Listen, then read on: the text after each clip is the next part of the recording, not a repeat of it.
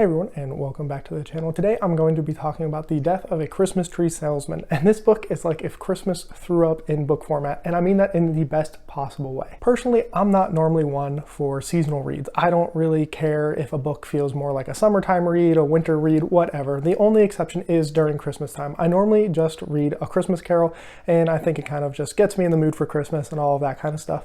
But I saw Tori talk about this book, and I was like, you know what? This sounds like a fun Christmas read. It's not very long. I'm going to go ahead and add it onto my list.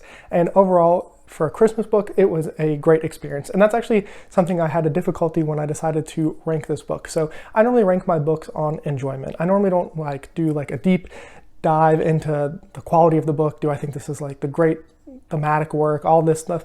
I go based off how much I enjoyed it. And how, as a Christmas read, this is probably like a 5-star. This is like everything I personally want and like a whimsical, cozy Christmas book. But I did end up giving it a 3-star ranking just because I think outside of Christmas time, if I had read this, it's still a good book. For me, a 3-star means it's a really good book. It works well.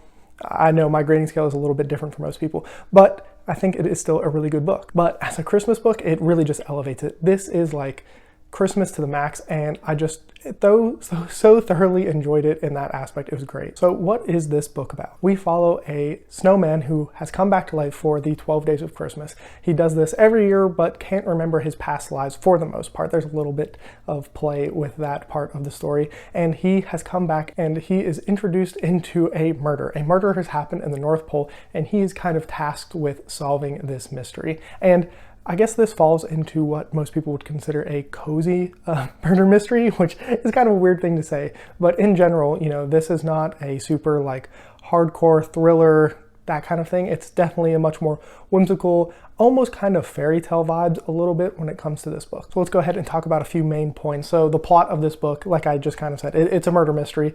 I think in general, the plot is fine. It's there. It kind of gets us through the story. You know, it is definitely our guiding way, but it's more of a device to get us in this world. The world, funny enough to say that about this kind of book, but the world just taking place in the North Pole is really the main feature that the plot is taking us through. It's introducing us to all kinds of different characters and like industries and how Christmas works on the scale that it does in this book. And I found it really fascinating. So the plot itself is fine. It's a pretty basic murder mystery, whodunit, we got to figure it out.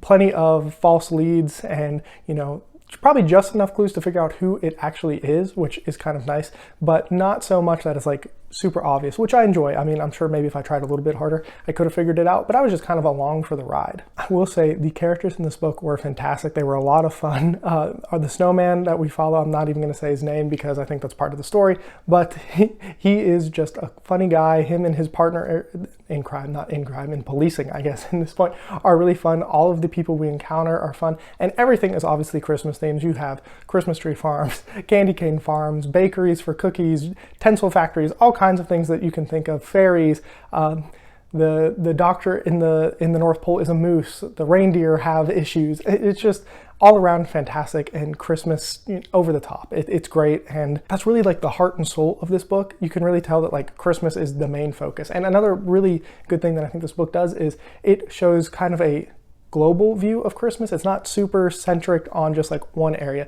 And it's kind of cool to learn about traditions and like how other places celebrate Christmas. Obviously, I live in America. I'm used to American traditions, but it was cool to hear about, I think it was like in Egypt and Germany and maybe Russia, that they celebrated on different days, and all of these different traditions. Like, I didn't know people left out shoes that get filled with stuff, and just all kinds of like little Easter eggs that to me were pretty clearly like researched well and thought out and woven into the story really nicely. I mean, it was just a huge positive. Now, I think for most people who enjoy Christmas time, enjoy this season, this is going to be a fun read for you.